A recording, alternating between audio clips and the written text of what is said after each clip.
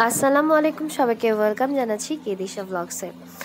আজকে আপনাদের সাথে শেয়ার করছি নতুন আরেকটা রেসিপি। হয়তো কারো কাছে নতুন বা কারো কাছে পুরাতন রেসিপিও হতে পারে, বাট এটা আমার মতো করে একটা রেসিপি।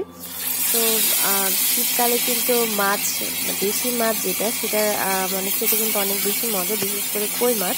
তো আমার কাছে আসলে তেল কই বা সর্ষে কই খুবই মজা লাগে। তো সেই রেসিপিটি আপনাদের সাথে আজকে শেয়ার করব। তো ফার্স্টে আমি এগুলো একদম দেশি কই মাছ, একদম ছোট ছোট সাইজ। মানে আমার কাটতে অনেক অনেক কষ্ট হয়েছে আসলে মাছগুলো। ভালো করে আমি কেটে ধুয়ে পানি ঝরিয়ে নিয়েছিলাম। তারপর হচ্ছে মাছগুলোতে হাফ চা চামচ হলুদ, হাফ চা চামচ মরিচের গুঁড়া এবং হাফ চা চামচ একটু বেশি লবণ দিয়ে, এখানে প্রায় 14 পিস মাছ ছিল, সবগুলোকে ভালো করে মাখিয়ে নিয়েছি এবং মাছের মাখানোর পরও একটা পানি বের হয়, সেই পানিটাকে আমি ফেলে দিয়ে দিয়েছিলাম। দেন তারপর হচ্ছে গিয়ে একটা প্রায় 200 গ্রামের মতো টমেটো, আর 5 থেকে 6টা দেশি মাঝারি সাইজের পেঁয়াজ, এখানে হচ্ছে বড় একটা সাইজের রসুন, আর 4-5টা কাঁচামরিচ হচ্ছে আমি হামানদিস্তা ভালো করে থেতো করে নিয়েছিলাম। থেতো করার পর সেটাকে আমি পাটার মধ্যে বেটে একদম ভালো করে মিহি করে নিয়েছি। এই যে হামানদিস্তার মশলাগুলোকে বেটে নিচ্ছিলাম, এটা কেউ চাইলে ব্লেন্ডারও করতে পারেন, কেউ চাইলে পাটাতেও করতে পারেন, বাট এটা হামানদিস্তায় করলে এটা সম্পূর্ণ মিহি হবে না, একটু আধা ভাঙা থাকবে। এটার টেস্ট একটু আলাদা। আর যদি একদম ব্লেন্ডারে করে তাহলে সেখানে পানি অ্যাডজাস্ট করে নিয়ে একদম মিহি হয়ে যাবে পেস্ট। সেই পেস্ট আসলে খেতে এটার মতো লাগবে না, একটু আলাদা টেস্ট আসে। আর এখানে হচ্ছে আমি সাদা সরিষা এবং কালো সরিষা, এখানে প্রায় 50 গ্রামের মতো সরিষা ছিল। এটাকে আগে প্রায় হাফ অ্যান আওয়ার থেকে 1 ঘন্টার মতো আমি ভিজিয়ে রেখেছিলাম। ভিজিয়ে রাখলে কি হবে, সরিষার গায়ে যে মাটি বা ধুলোবালিগুলো থাকে সেগুলো একদম নিচে পড়ে যাবে আর ফ্রেশ সরিষাটা উপরে থাকবে। দেন তারপর হচ্ছে 4-5টা ধুয়ে পানিতে ছেঁকে নিই, মানে চায়ের যে ছাঁকনি আছে, চায়ের ছাঁকনিতে ছেঁকে আমি সরিষাটাকে ছেঁকে নিয়েছি। দেন এখানে হচ্ছে সেই সাদা লাল সরিষা আর 3 থেকে 4টা কাঁচামরিচ খুব ভালো করে এখানে বেটে নিয়েছি। দেন যখন এটা আধা বাটা হয়ে যাবে, ঠিক এই পর্যায়ে হচ্ছে 1 চা চামচ জিরা নিয়ে নিয়েছিলাম। আর প্রয়োজন পড়লে যতটুকু প্রয়োজন পানি অ্যাডজাস্ট করে নিতে হবে। এখানে খুব বেশি পানি দেওয়ার প্রয়োজন নাই। বাটতে বাটতে যখন মনে হবে যে না এখানে একটু পানি দেওয়া প্রয়োজন, বেশি আঠালো আঠালো হয়ে যাচ্ছে, ওই পর্যায়ে পানি দিয়ে নিতে হবে। আর এটা হচ্ছে আমার সেই মশলাটা, পেঁয়াজ, রসুন, কাঁচামরিচ, টমেটো পেস্টটা। দেন আমি যে মাছগুলো ভেজে তুলে নিয়েছিলাম, সেই মাছগুলো যে তেল, সেই তেলের মধ্যে আমি আসলে সেই মশলাটা দিয়ে দিয়েছি। এখানে কিন্তু আমি কোনো পেঁয়াজ কুচি ব্যবহার করিনি।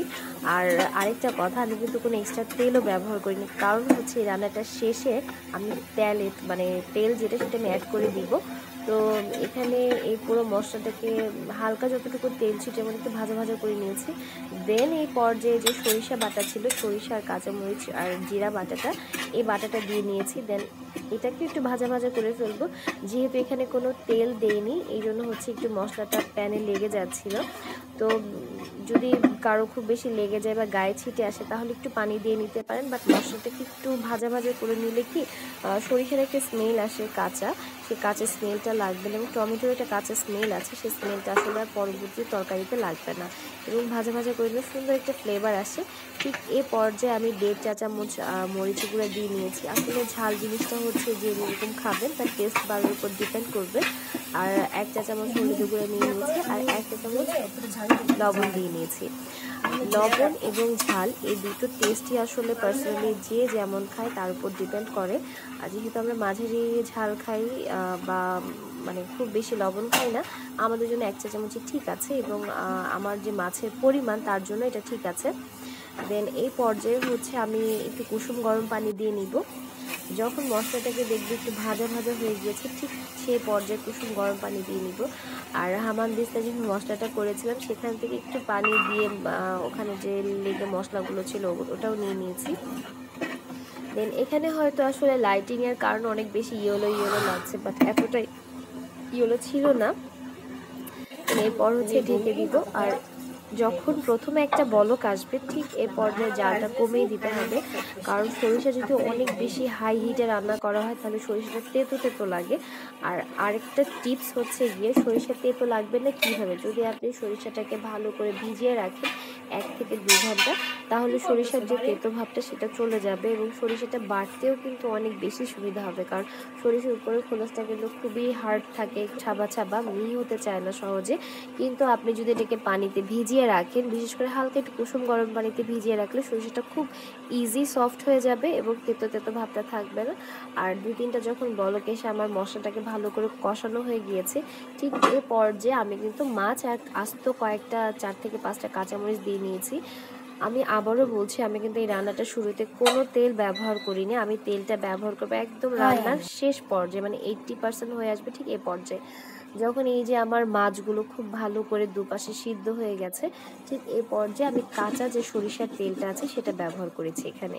এই রান্নাটার টেস্টটাই আসলে ডিপেন্ড করে এই জায়গায় এসে, কারণ এই রান্নায় ফার্স্টে কোনো তেল ব্যবহার করা হয় না এবং শেষে যখন কাঁচা সরিষার তেলটা দেওয়া হয়, এই জন্য এটাকে বলা হয় তেলকই বা সর্ষের তেলকই।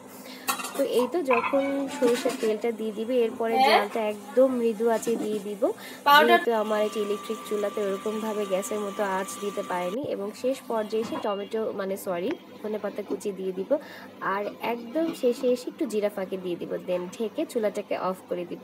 যখন চুলাটাকে অফ করে দেওয়া হবে, চুলা থেকে একটা হিট আসবে, সেই হিটে একদম তেলটা উপরে চলে আসবে এবং মশলাটা নিচে পড়ে থাকবে। এই ছিল আমার সর্ষে তেল কই।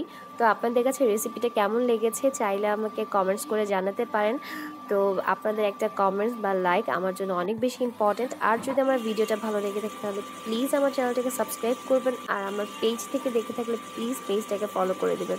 তো সবাই ভালো থাকবেন। আসসালামু আলাইকুম।